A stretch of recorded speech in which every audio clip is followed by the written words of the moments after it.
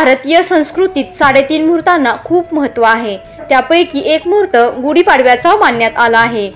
त्यामुळे गुढीपाडवा हा हिंदू नववर्षाचा पहिला दिवस संस्कृती दिवस म्हणून साजरा करण्यात येतो। त्यामुळे गुढीपाडवा हा हिंदू नववर्षाचा पहिला दिवस म्हणून साजरा केला जातो। या दिवशी ब्रह्मध्वजारोहण म्हणजेच गुढी उभारतात।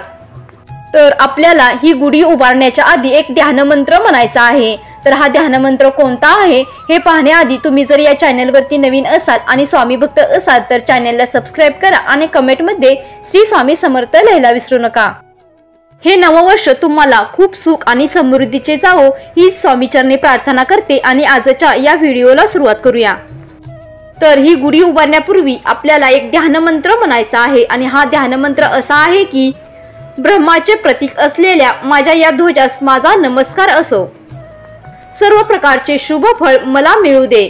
या वर्षामध्ये माझ्या घरामध्ये मंगलमय वातावरण राहू दे ही प्रार्थना हा ध्यानमंत्र म्हणून झाल्यानंतर ओम ब्रह्मध्वजाय नमः या मंत्राने गुढीची पूजा करावी। बघा अतिशय सोपा हा ध्यानमंत्र आहे। तुम्ही गुढी उभारण्याच्या आधी आवर्जून हा ध्यानमंत्र म्हणावा। यामुळे तुमच्या घरामध्ये सुख समृद्धी आणि ऐश्वर्य येऊ लागेल। ही सांगितलेली माहिती तुम्हाला आवडली असेल तर व्हिडिओला लाईक करा, शेअर करा आणि चॅनलला सबस्क्राइब करा। धन्यवाद। श्री स्वामी समर्थ। जय जय स्वामी समर्थ।